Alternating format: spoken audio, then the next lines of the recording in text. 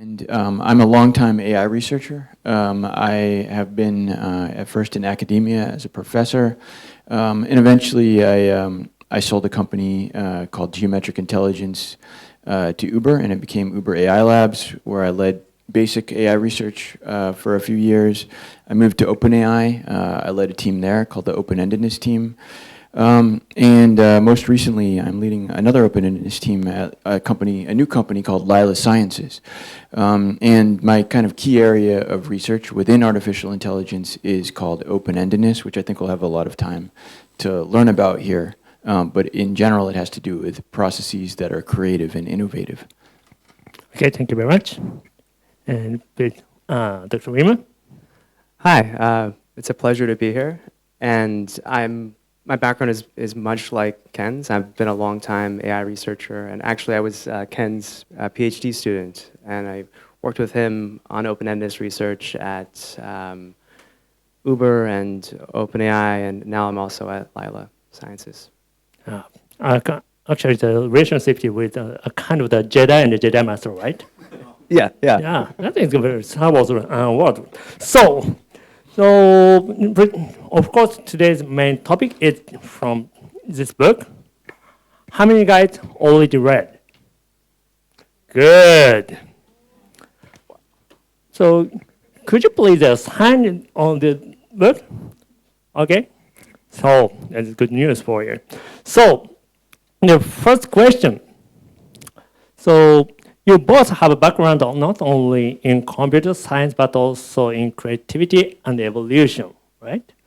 So was there a moment in your career when you realized that goal might actually get in the way of discovery? Very big question. Yeah, I mean, so the moment in our career, or in my career, where I realized that goals can get in the way of discovery, was a very particular moment, and it's what led to the book that we're talking about today. And thinking how much to get into detail, but we were trying to understand systems that are creative. And so we were building systems that can, in principle, become open-ended, which means that they would continue to produce artifacts that are interesting forever. And this is inspired by some processes that exist in the natural world. And I wanted to mention those just so you could see what the inspiration was, why we were interested in these issues. And the first open-ended process that's really important and canonical is natural evolution.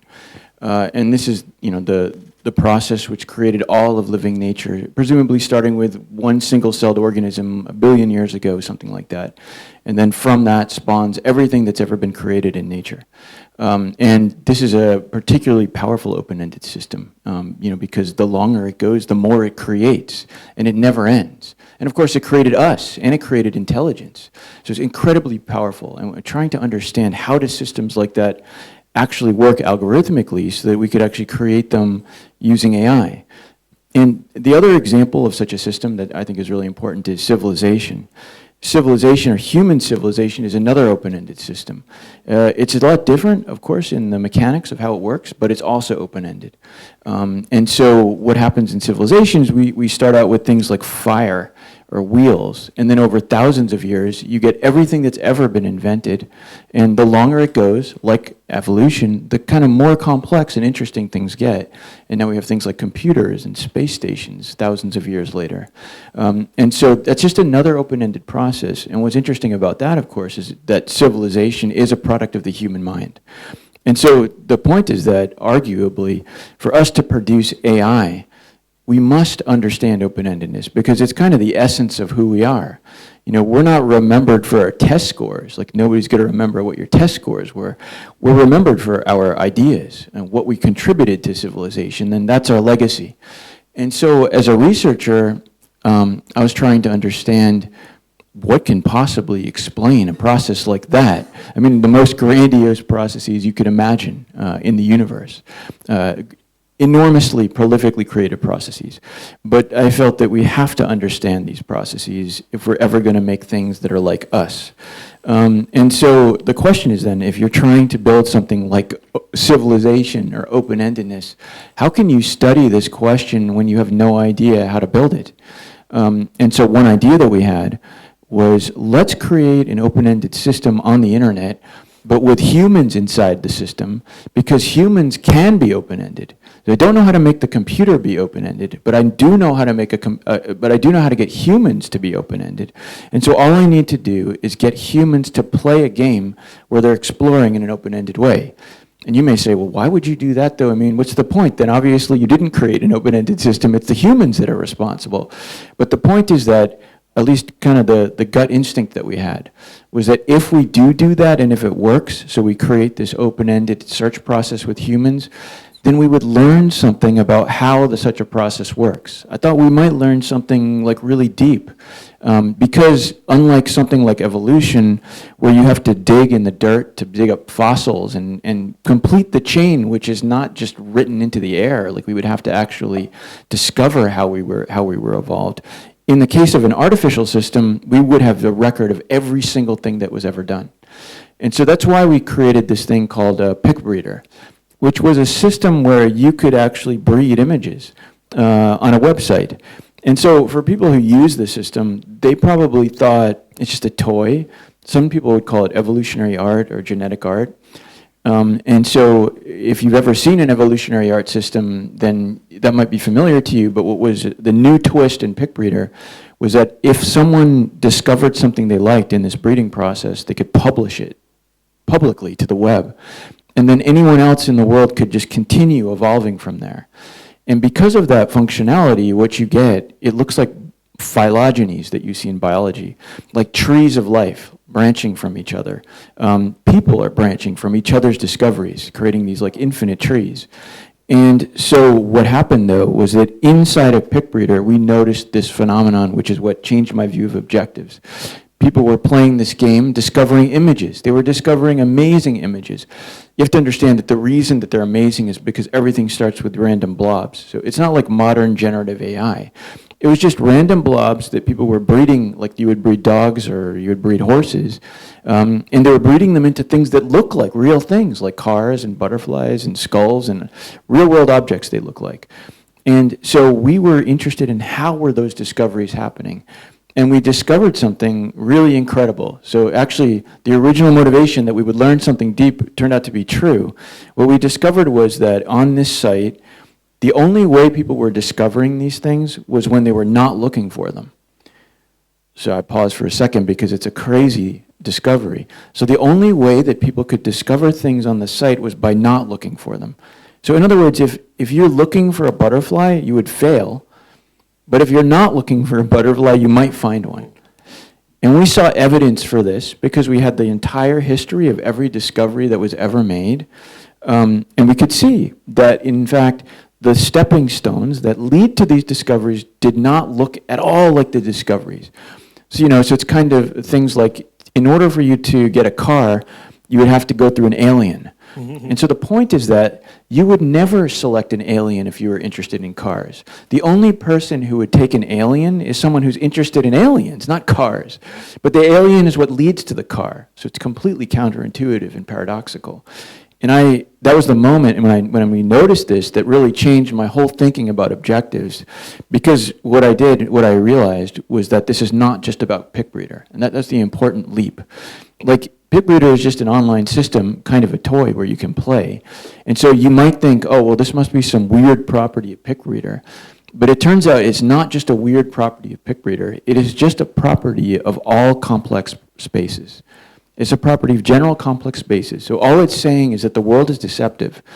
And that means that the things that lead to things that you're interested in, what might be your objectives, are deceptive and do not actually resemble the objective that you're interested in.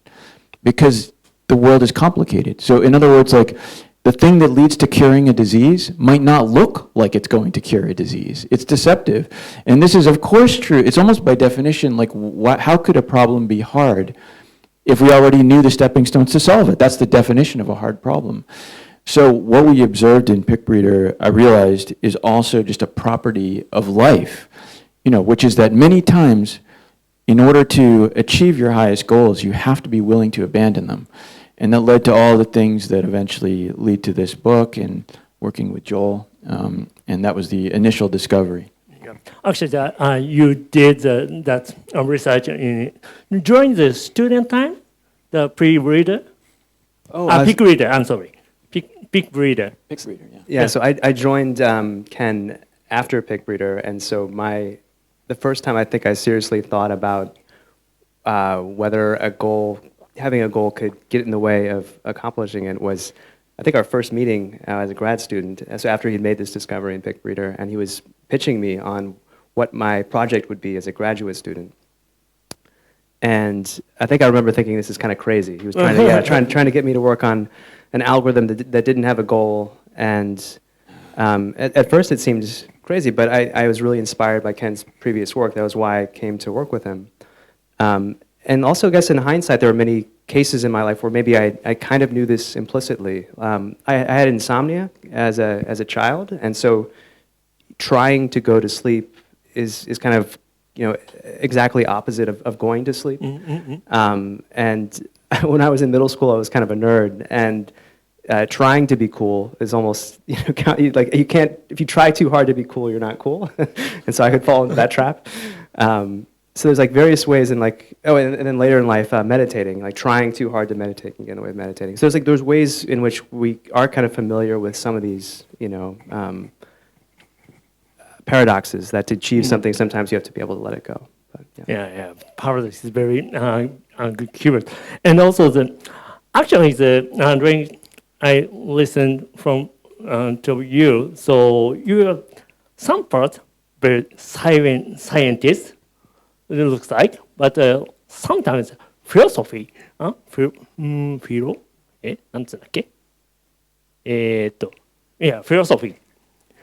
So, which part is bigger for you?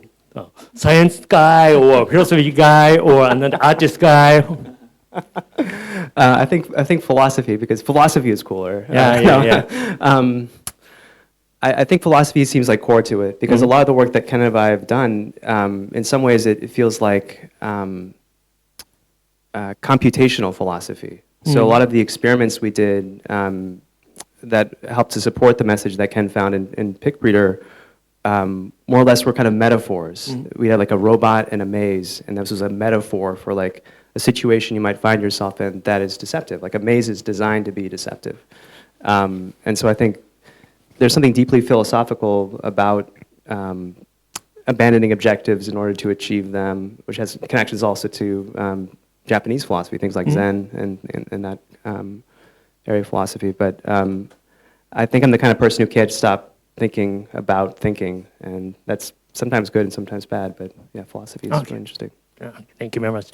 So please let me speak in Japanese to the audience for the next question. じゃあちょっと日本語で一回質問しますね。この中で全く、KPI とか OKR とかと無縁な世界で生きている方どのぐらいいらっしゃいます？ KPI とかそういったものを全く設定していない状態で生きているという方。Okay. Few people. So I ask in English, so how many guys they're living in the without KPI world or OKR world? You too? Okay. So another guy is the slave of the OKR and KPI, right? Good. I was. Complete I was, because I was working at Microsoft. That is a completely KPI world, right? So, but my understanding is you, both of you were working for the OpenAI or Uber AI Labs. I believe that organization has a KPI or OKR type of thing. Yes or no? No?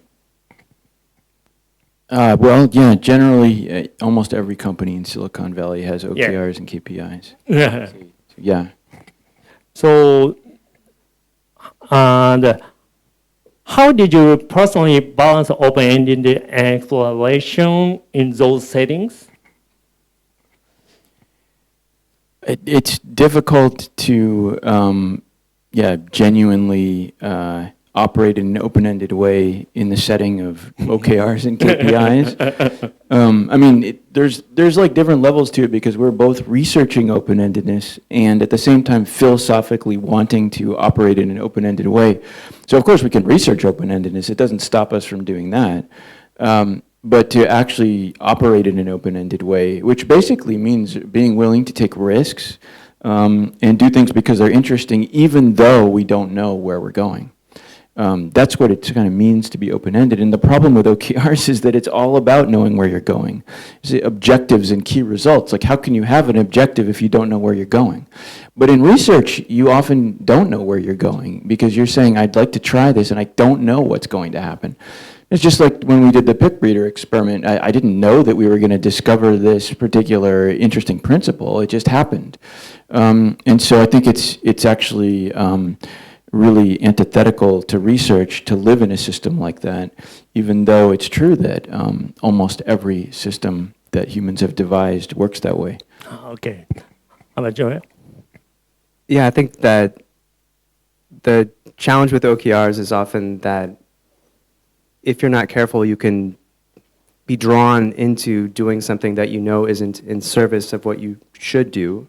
Like the quality of what you're trying to do. Like if you're trying to be a good researcher, maybe you understand that publishing more papers isn't the thing that actually matters. But then there's the inertia, the currents of the metrics that are drawing you a different way. And so just having the self-awareness to resist, I guess, is not always easy. And that's an unfortunate thing about OKRs. Okay, thank you very much. So before back to the books. So your book argues that goals can sometimes be illusion, so objectives is illusion. Looking back after 10 years, I believe the first one is a decade ago, right? In United States, this book. So looking back after 10 years, do you feel this message has become more relevant, or do you have any other ideas? I mean, I think it's at least as relevant. It might be more relevant, because what seems to happen, I think, across institutions, across nations, is that bureaucracy tends to increase over time. As organizations grow, they become more bureaucratic, and then you get more OKRs and more KPIs. I mean, that's what tends to happen. And so as we become more and more entranced with the OKR culture, there's more and more need for the message in the book, which is that there is a different way that can be important under some circumstances. I mean, I should say, like, we're not necessarily against all objectives, especially maybe to clarify it, the way I put it usually is that if your objective is modest, then I think it's realistic to have an objective. And by modest, I don't mean easy. That's not what I mean. By modest, what I mean is if you know what the stepping stones are that you need to actually cross, if you already know the path, then it makes sense to go down that path. And that's just a normal way of setting objectives, so that's okay. And some OKRs capture that, and that could work. But the problem is if you don't know the stepping stones, like we don't know what the stepping stones are to curing this disease, to creating AGI, to creating infinite, plentiful energy that's cheap, like all these things, we don't know what the stepping stones are. In those cases, it does not make sense to work this way. Those are cases that require research and innovation. And so, of course, like there's huge parts of society that depend on research and innovation. And so in all of those parts of society, I think it's a timeless problem. In other words, it's always relevant. And that today it seems like society tends to evolve towards trying to use mechanisms to control things. Like that seems to be the modern way of doing things. Like everything needs to be controlled, risk needs to be mitigated. So we create systems, all kinds of systems to control things and to make sure everything is not going to cause any trouble. Of course, that works against the whole philosophy of taking risks and doing things without knowing what the outcome will be. And so I think that over time, the way that we're heading, as the pendulum swings more towards mechanization, the message probably becomes more relevant. Thank you very much. What's your idea? Yeah, I agree. One of the things that I most hope for in spreading the message of the book is with respect to education, where the kinds of metrics and tests that students go through can be quite oppressive. And the sad thing is, we may not actually get much out of that. Making test scores go up, all the pressure that people go through to do that. And there's something really tragic about that. Like, if you have all these high test scores, but it actually doesn't actually translate to whatever his test scores are supposed to point to. Like, ideally, I guess that we'd be good citizens and we would contribute to society in a positive way. But if it's just kind of circular and you get the high test, you put all this terrible effort in and you don't get much out of it, then what are we doing? And so I guess why I think it's more or as relevant is that still in the US, and I imagine also in Japan, that there's it's often a culture of just really intense examinations, which can be very painful. Okay, thank you very much. So we focus on the OKR KPI again. So I worked at Microsoft, so the living in the OKR and KPI world. So what advice would you give to people who are still working in such goal-bounded environment today? Quite a job, or? I mean, quit your job is one option. I think it depends on whether we're talking to the gatekeepers or the people beneath the gatekeepers. But I would like to talk to both of them. I mean, but especially the gatekeepers, like the people who are the ones who are actually deciding which projects should go forward. They need to change the culture. And so it's hard, though, to explain why. That's why this session could go on for hours, because like this is such a complicated issue. I mean, just what we explained to you about pick breeder and things like that, it takes time to explain something so counterintuitive. Like, you can't just go to your boss and say, look, objectives are bad. Like, let's just get rid of OKRs, trust me. We'll just do interesting stuff. Like, that's just not going to fly. And so it takes a real serious conversation. And so we need to reach people like that with the arguments in a whole book, and try to actually make a genuine intellectual argument that like this actually makes sense. And I want to give a taste of what I would say, like how could you argue that? Well, I think that part of the issue here, and I think I've said this before recently, but a lot of the systems that we're talking about, like OKRs and KPIs, I think they're designed to reduce complacency. Like, the worry that we have, it seems like, as a society, is that people won't do their job. We seem very worried about this. So, like, someone might come to work and just spend all day reading, playing games and reading emails and not doing anything. So we have OKRs and KPIs so that we can measure and check whether you're actually doing your job. But the thing is that I think that in innovative systems, not all of a company is about innovation, by the way, but where it is, then that doesn't make sense, because the big problem is not complacency, but fear. And fear is not addressed very well at all by these systems. But what I mean by fear is being afraid to take a risk. So if you take a creative person, someone with an interesting idea, like, what does it take for them to actually pursue their idea? Well, they have to believe that it's safe.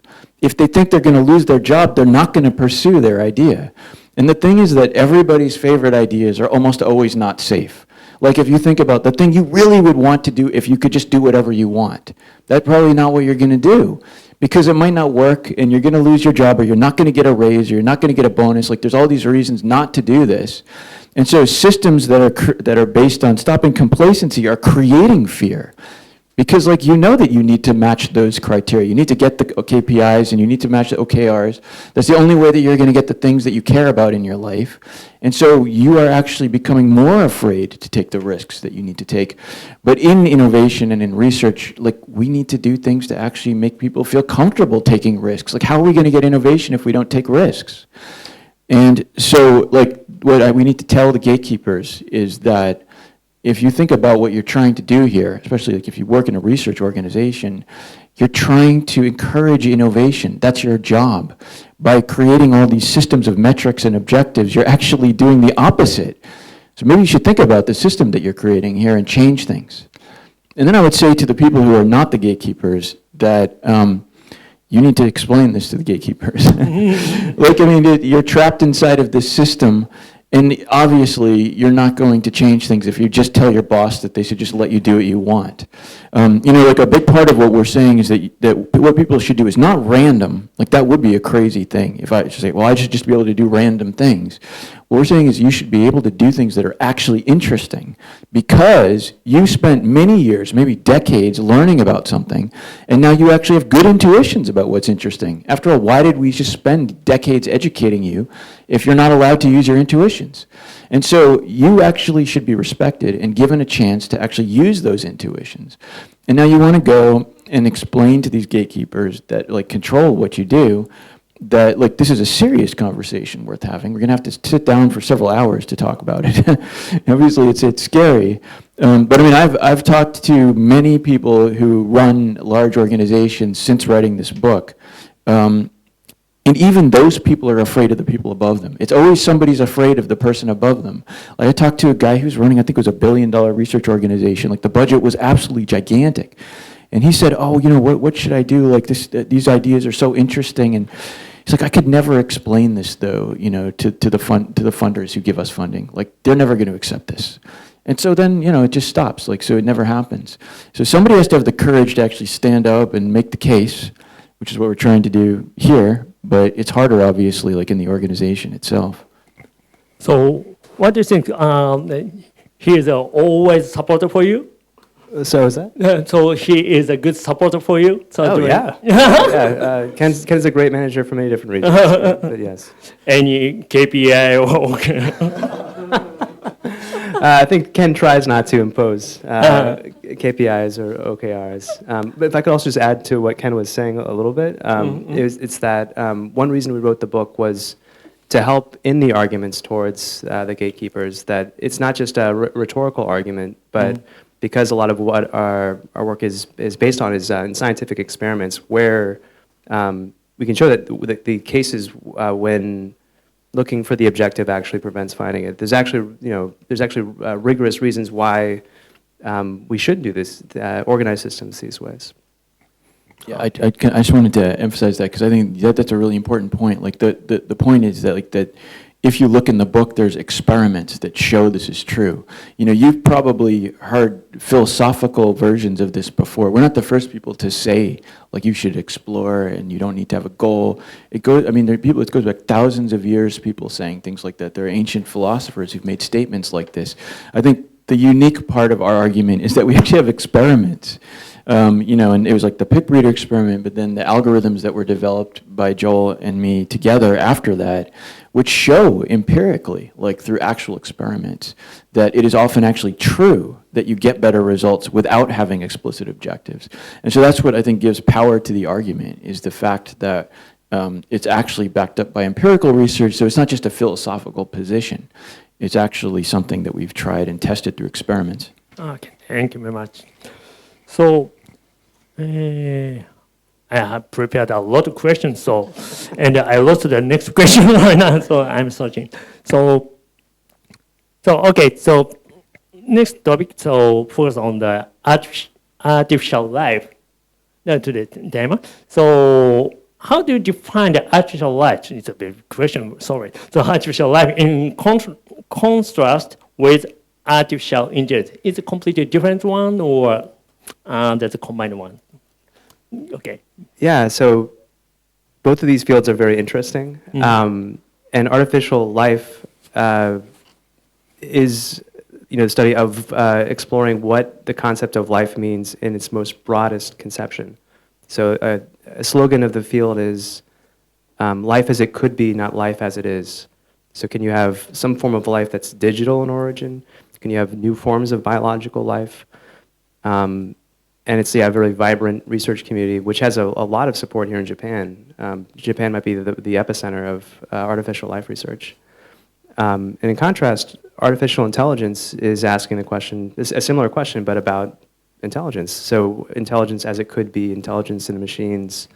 And both these fields are interesting because they allow us to take this messy concept, what is life, what is intelligence, and to actually explore it and to understand ourselves more deeply, because we are living, intelligent beings.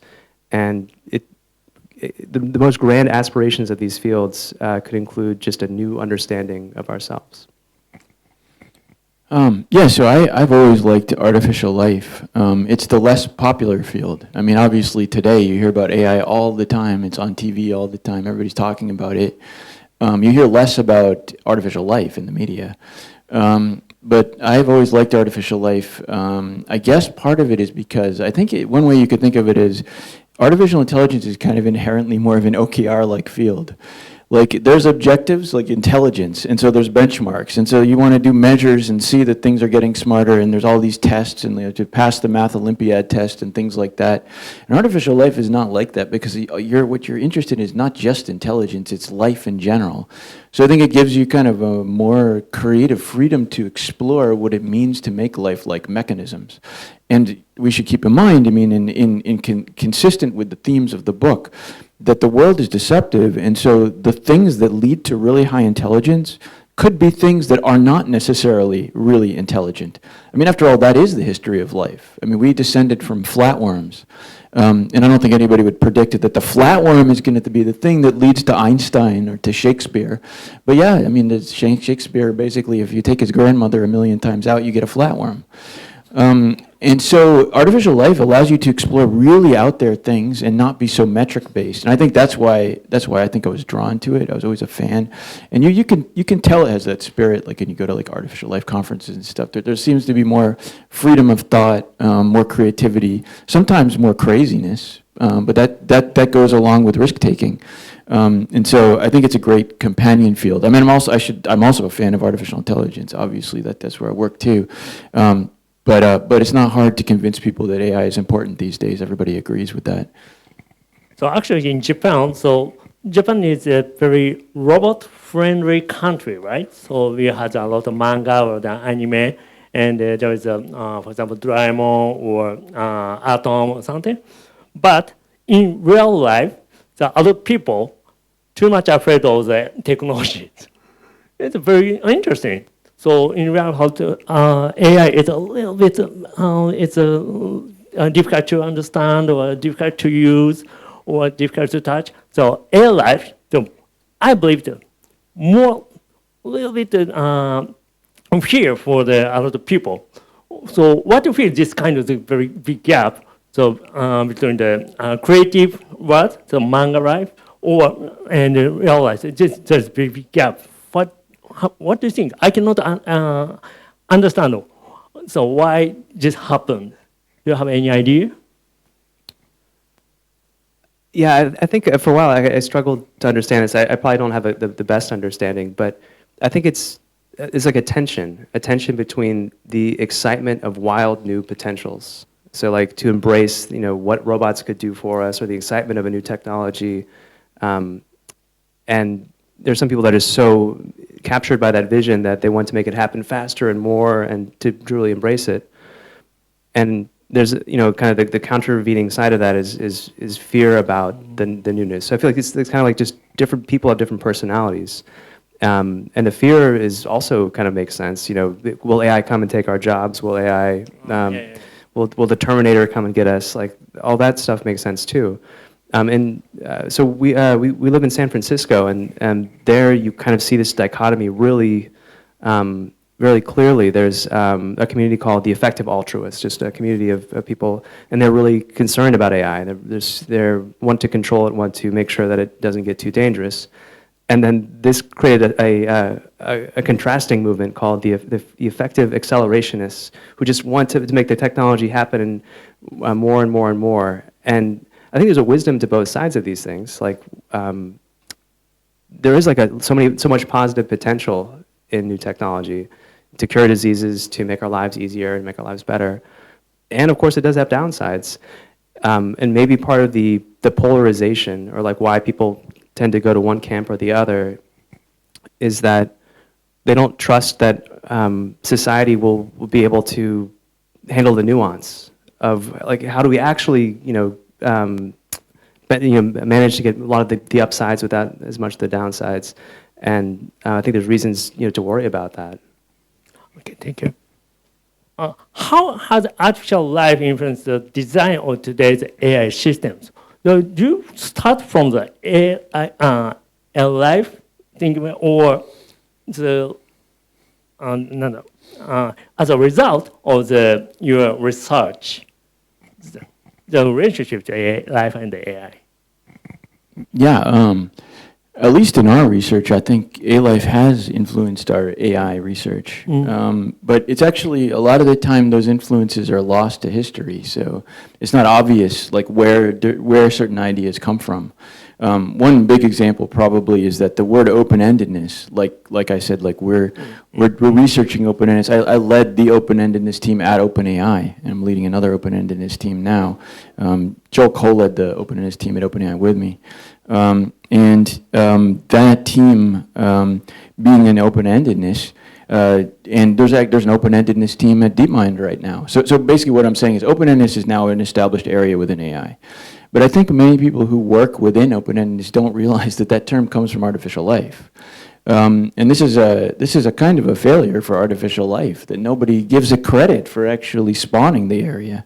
You know, but a long time ago, I used to hang out with the open-ended evolution people in artificial life. Before anyone in the field of AI ever used that term, no one would use that term. And it was called open-ended evolution. There were workshops that were held by this open-ended evolution community in artificial life. The ideas that lead to open-endedness today in artificial intelligence were born there. And I talked to them about the fact that I said to some of the people, I was saying that, like this is years ago, but I said, you know, I have a feeling that the people in AI would really love this area. Like this is such an intriguing and important topic. But I just think that the word evolution maybe is kind of intimidating people from mainstream machine learning, and you could drop that term and lots of people would come in.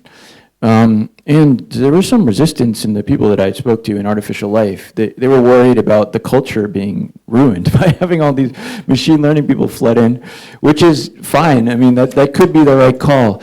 But in any case, I started just talking about open-endedness all the time when I would speak to people in AI. And I just kept on saying, you know, this open-endedness is super interesting, like it's one of the great grand challenges in the entire world.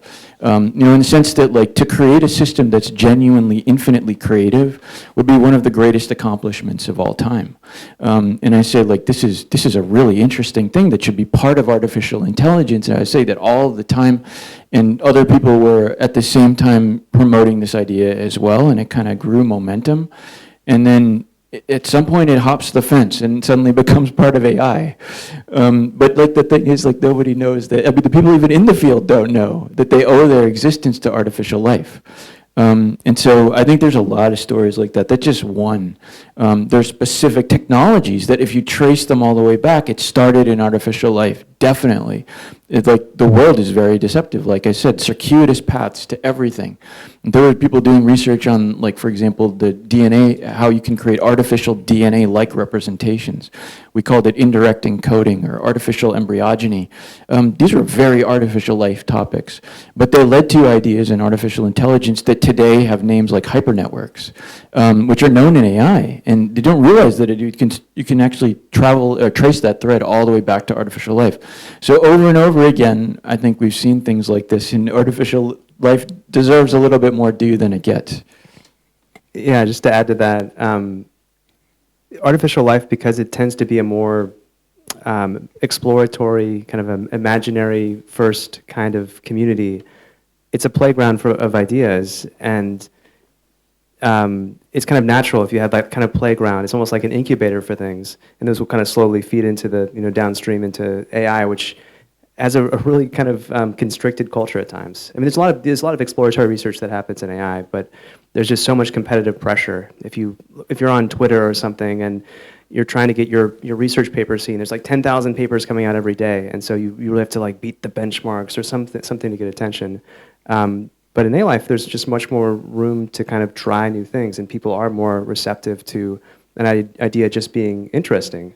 And it could be there's something about having inspiration. Like artificial life is often inspired by biological evolution, which is a messy, creative process. And so it's interesting that the culture of a field can be so important. And I agree with Ken. It's almost like you should charge AI a tax for all the, the great ideas that came out of this pipeline of this more exploratory community that gets much less credit. Okay, thank you very much. So let me focus on the AI itself. Okay, so the generative AI has become one of the most visible and debated technology today, of course, in Japan also. So what excites you the most and what worries you the most right now? No worry? Well, I think I would say I'm excited about. Well, actually, I think probably the most important thing that AI could do is probably to save lives. I mean, that's always the most important thing. So, but it's not as necessarily exciting, but I think that's a very important and high potential aspect of AI, is to actually increase life and the quality of life and things like that. I particularly feel drawn to and feel excited about creative applications, which can lead to things like that, which means creativity in science, creativity in art, and the humanities, and all the ways that creativity could be expressed through AI. I do think that sometimes it might be more meaningful if there's a human involved, but AI can amplify human creativity. So I find that exciting. The ability to do things and express things that you otherwise would not be able to do. Like one thing for me that I found really amazing was to be able to create really good musical compositions, even though I'm not a musician. And so it amplified my ability to express myself. And I think that's exciting and that can increase. And I think that at the same time, obviously, there's a lot to worry about. It's not actually hard to think of things to worry about. There's plenty of discussion about all these things. The economic impacts, societal impacts, what happens when jobs are lost, what happens when there are no jobs at all. Like, it's very hard to understand where we're heading exactly, because it seems like it's beyond just economic change. It's like revolutionary change. And I think that the hardest thing is to even grasp what it even means, like what these profound changes might entail or when they might occur, because there's so much uncertainty about when anything is going to happen. Like, will it be next year or in our lifetime at all? But it seems like anything could happen at any time that could totally revolutionize society in good or bad ways. So there's no shortage of things to be concerned about. I think that the thing that excites me the most is the potential for education, so that you can talk to these models and kind of learn more and more about things that you might not otherwise want to do. So personalized education, kind of like tutoring. Like, tutoring can be quite expensive, and so that if it could help people to know and experiment and do things they won't be able to do before, I think that's great.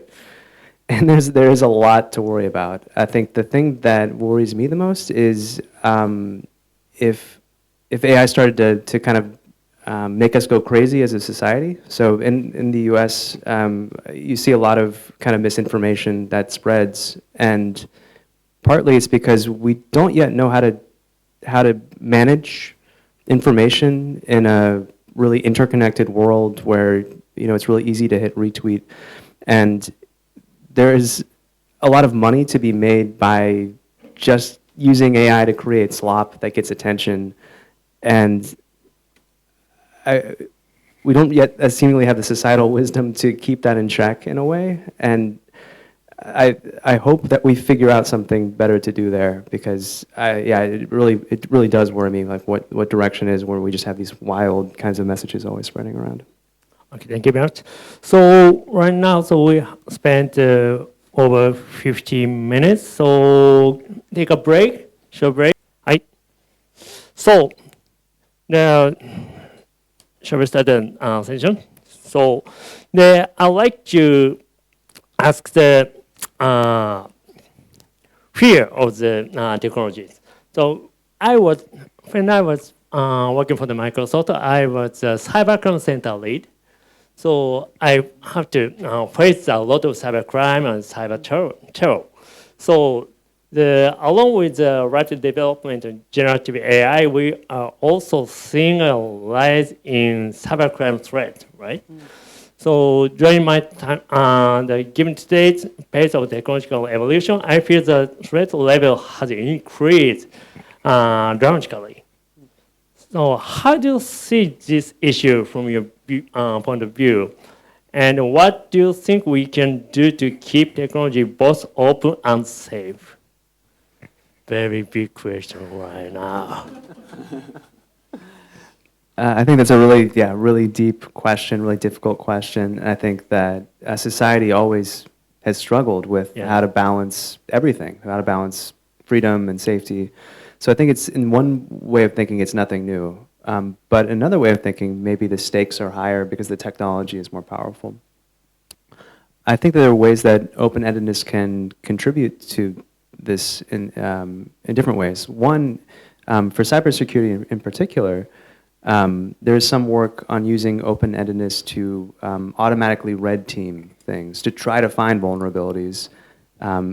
And if that red teaming is done by a beneficial actor to kind of disclose these vulnerabilities and then to fix them, I think that could be really useful. But I think it doesn't really address the broader question of how do we ensure the technology is safe? And that feels like an ongoing struggle that we just have to keep vigilant as a society to keep evolving our institutions. Yeah, how do you feel? Yeah, I mean, there's no single answer. Of course, it's extremely complicated. I mean, every risk that we face from each other, because we're intelligent, we now face from machines also. But now multiplied and amplified by the internet and higher levels of intelligence, so it's an extremely complicated situation. Of course, AI can both help to mitigate the risks and also creates the risks. So it's playing on both sides of the issue. And there's no simple solution, obviously. It's evolving. So we constantly, like Joel said, we have to be vigilant. Yeah, and the problem is every time, so bad guy is always clever. And bad thing is interesting. That's true. Yeah, that is very big problem. So I don't know how you were, but sometimes it's a very tricky. But it's a little bit illegal, but interesting. Yeah. What do you do? Take a risk? That's a very unique question. Actually, it's an interesting point that doing bad things can be interesting. Yeah. That is a big motivator. Like a lot of computer viruses and things. It's just, why did you do it? It was interesting. I don't know. It's like, let's see what happens. Of course, I do not advocate breaking the law because it's interesting. But if there was a way to channel that aspect of human nature towards something productive, then maybe that's the best way to be able to reduce the risk there. Yeah. Actually, historically, the computer virus is a kind of just promotion or just performance. Maybe 20 years, 30 years ago. Right now, they also have KPI and OKR because they have to get a lot of money from the every computer. So it's a very kind of the paradox. Yeah. So anyway, and next questions from the book. I forgot. This book has a lot of the famous people's words. For example, John Lennon or Elton John. I love the musician, and also that I look like a musician. So anyway, where's the question?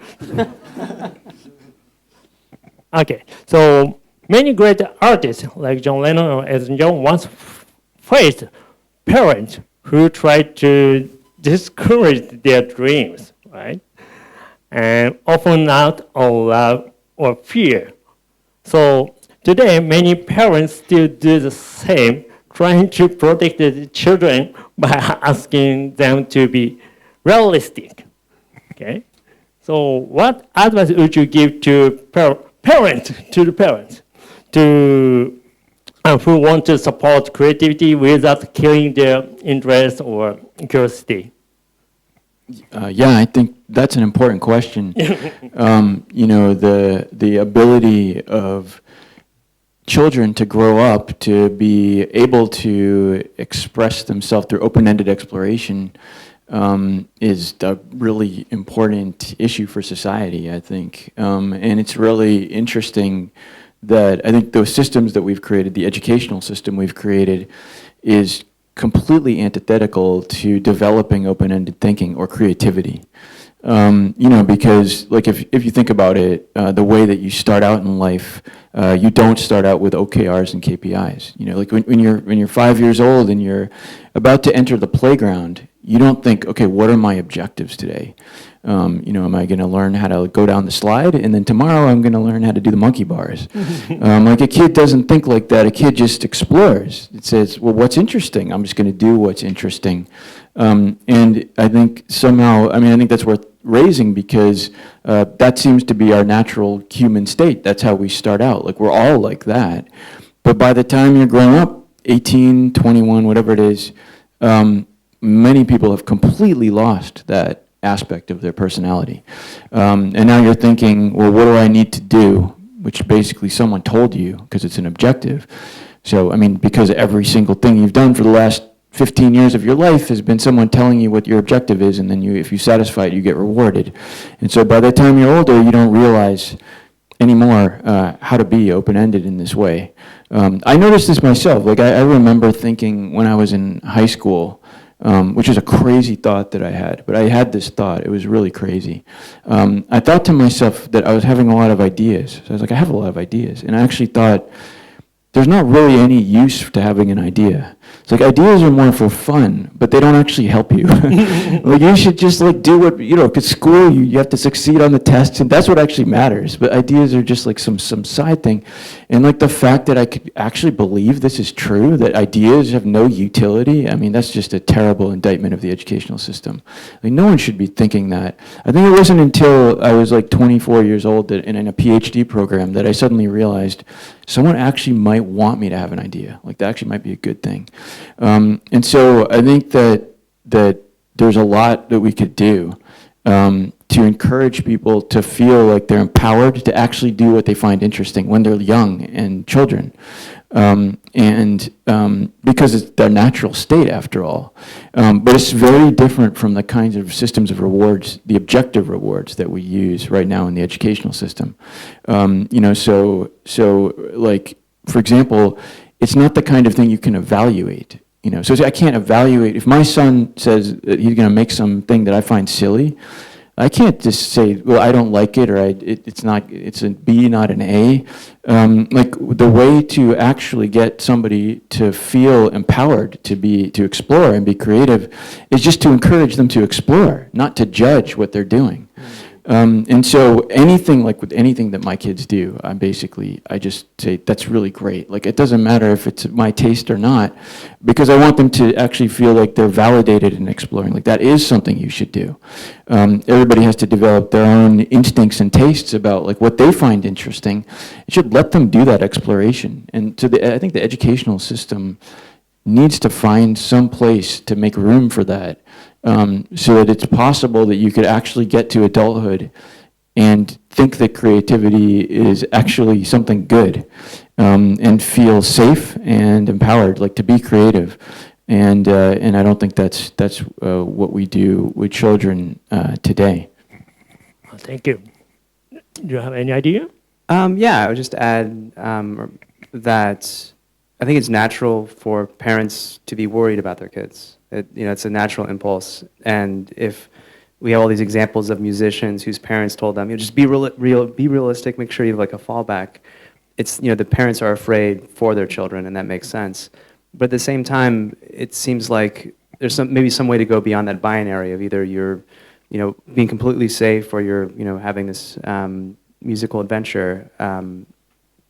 And that parents can help their children to cultivate their interests. Like I think what Ken's saying makes a lot of sense. That it seems like sometimes when it comes to like the pressures of being a child, and there's maybe, you know that at some point you have to get into a good college, and so to get into a good college you have to like get into good high school, and to get into good high school, and you have to like organize your resume, you know, from the very beginning, so that maybe you're joining a club to be the president of that club, but you don't really care about the club, but you know it's going to look good if you're the president of the club, and so that kind of thinking just is really distortionary. It's really natural to feel that way. It's so competitive, you want to get ahead. So if there's some way that parents can help children to stay true to what they are interested in, to help encourage that genuine kind of passion for something, then maybe there's some way that they can resist that kind of just mechanized pressure to be a resume machine. Yeah. So actually, I read the newspaper today. So I think that is the Newsweek. So that article said the over 60% white collar people in United States plan to change job to the blue collar. The one choice. So all of them are to the blue collar, but they plan to change the job, and including the becoming blue collar. So it's very interesting change. Used to be that a lot of people want to go to university and get a very high white collar job position, but right now, so it changed. So it means the world is completely changed right now. So yeah. Yeah, there's a kind of stereotype in Silicon Valley of the kind of person who is in tech for a while and then wants to become a farmer. And I think it's basically because if you're in a big company and your work is all on a computer, it's so abstract what you're doing, and you have no connection to like, am I actually doing something useful? Like I'm just a cog in this machine that's going forward. And it relates to the message in the book about KPIs and OKRs and the feeling of mechanization when we're just unable to use our autonomy, unable to use our life experience. So I think it makes sense that we have this yearning for something else. And it'd be great if we could have a world where more of that was available, even in the white-collar world. Yeah, I mean, I guess it's probably not part of the statistics, but like it is true that people are starting to wonder what kind of jobs AI will not replace. And I guess some people think that things like plumber, which is very physical as well as mental, like maybe are safer than like being a computer programmer. And so, I mean, there's obviously a lot of anxiety about what's going to happen with the job market. And like when I talk to college students, it seems like it's always a question that they want to talk about. Like, should I be even doing this? Like, will this job even exist? And I met someone who did rigging for video games, like rigging 3D models, and he was saying his job is basically just going to be gone like within a year because the AI can do that now easily. So it's yeah, when you start thinking it, like the world looks different suddenly, like when you look through that lens. But of course, some of this is just speculation, you know. So I think I would encourage people also not to panic, and don't plan your life based on a science fiction movie either. But it's still part of reality as well. So it's complicated. Thank you very much. So it's a very personal question. So I teach at Japan only faculty of entrepreneurship in Musashi University. I'm a professor of the university, where I often talk about the importance of passion. So because entrepreneurship is a very important point, is the passion. So, but sometimes students, and not only students, but even adults, tell me that they don't know how to find or sustain their passion. So how would you respond to people who struggle with that question? Please help me. Yeah, I mean, it's a really important question because probably if you get to actually work on your passion, if you can find a passion, you'll probably be happier. Mm-hmm. So it's certainly desirable, I think, to find a passion. In some extent, I think there's a lot of luck involved, of course. You just happen to have a passion, or maybe you don't. So some people, it's easy to have a passion. They just know what it is from the beginning. I think I felt that way somewhat about AI. Like, I always was interested in AI since about the age of 8. So I didn't really have much to think about. There was no really existential question. But I think that, yeah, a lot of people don't know what they really like. And I think maybe there is no easy answer, obviously. Like, some people just won't find something. But on the other hand, like, if you think about what we were talking about with children, the fact that we discourage exploration is probably not helping people find their passions. So like, starting really early in life, like the idea that there isn't really any benefit or reward to just doing things that other people think are pointless, means you don't get to explore and find out what you actually care about, because there's no reason to do it. And it probably takes a lot of exploration for some people, like starting at a very early age. You know, so you're doing things that, like, the adults might think are silly. You know, my kids do things that are really silly. Like, I mean, my current 11-year-old, like, he does this thing, or he would do this thing for a while where he would create these videos of like little characters dancing around to like computer music. And it's always like some different character, but it's dancing around to the music. And he would show me, he's like, look, and it's like I have to sit there for 5 minutes listening, like, and this little characters going around. And it's like, yeah, you could be like, well, why don't you get your act together and like do some math or something? You know, it's like, well, do something useful. Like, what is this going to lead to? What are you doing? Of course, like, that would be a terrible thing to say. You know, like, it's like this is his passion. For some reason, he thinks this is a really interesting thing to be doing. And so I think like I tried consciously to encourage it. I'm like, that's a really great that, you know, you're doing this, and it's so creative, and because I don't know what he's going to discover about himself. I mean, I doubt that it's going to be his job is to create things like that, but it might lead to some kind of self-discovery. And so people need time to explore and learn about themselves, I think. Yeah, I love the question, and I love that that's something that you yourself feel passionate about. And hearing it makes me think, like, why don't we have a greater focus on the practical elements of that in education?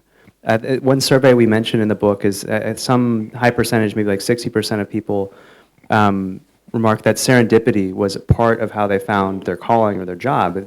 Someone just happened to go to a zoo, and that they were so inspired by the animals that they became a vet or something like that.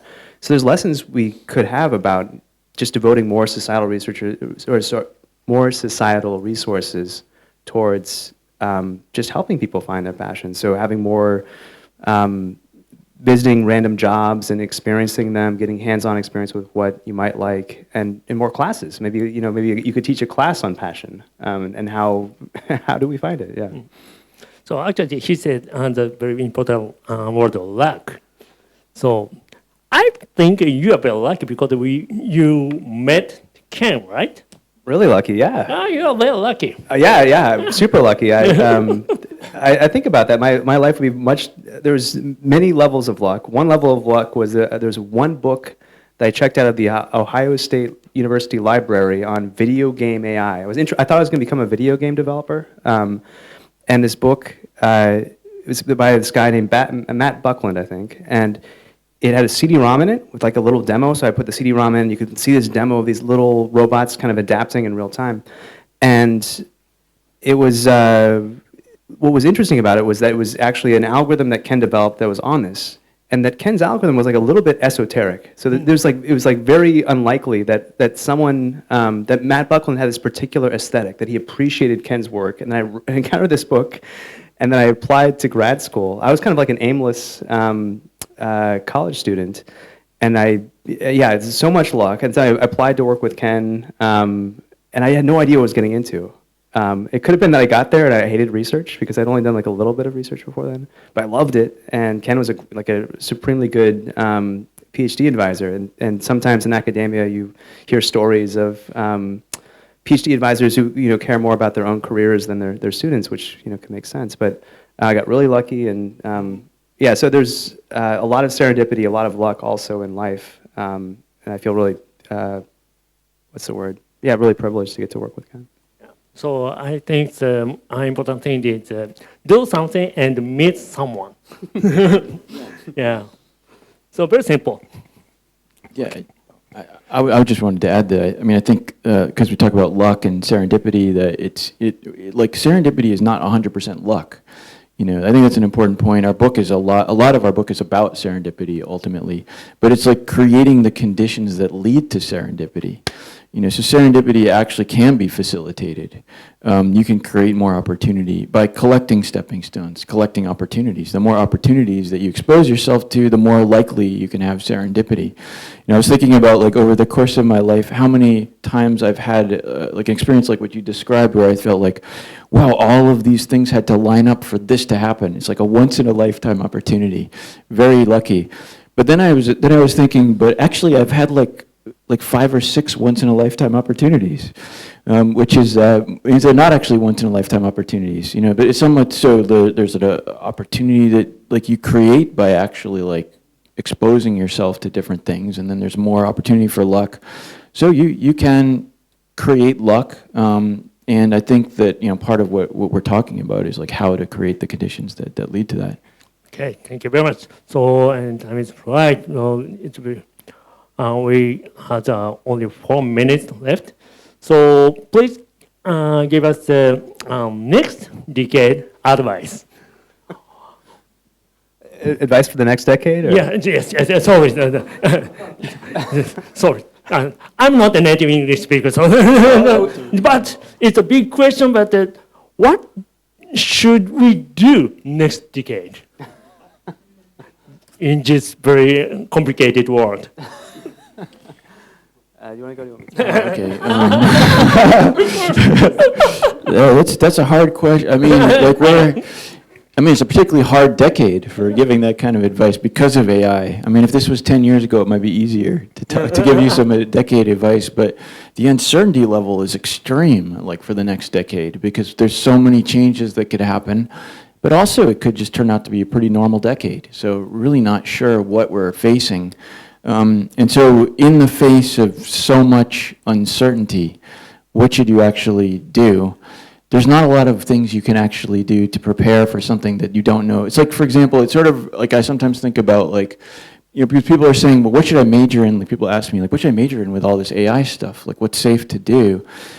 And it's like, well, what should you major in if an asteroid is going to hit the Earth? Like, what do you recommend? I mean, I'd just say major in whatever you like. It's not going to change the asteroid; it's still coming. And so there's some things you can't really prepare for. Like, they're just going to happen. They're going to wildly change everything, but it just doesn't make sense to plan so much. So I guess I would kind of say, like, the thing that you can actually deal with is your mental health. Like, it could be stressful and it's very unpredictable. And I can see a lot of people are getting very, very stressed about the uncertainty of the future. And I mean, I'm not immune to it. It also gives me some level of stress. And so I think probably the best preparation for everybody is just to learn to be happy in the face of uncertainty, because that's what we're facing. I'm not sure I have too much to add. I agree with, if we can cultivate some of the skills to help us deal with uncertainty, that seems wise. Maybe one thing I think that will be a challenge going forward for this next decade is like how we make sense of the world. That the world is changing so quickly, that there's so much information out there. And I don't know, it's not easy to develop the skill of, like, the level of critical thinking we need to deal with such a confusing information landscape. But somehow I feel like we have to figure out how to do that. Okay, thank you very much. So right now we finish our session, and please move to the Q&A time. Okay, so first of all, thank you very much.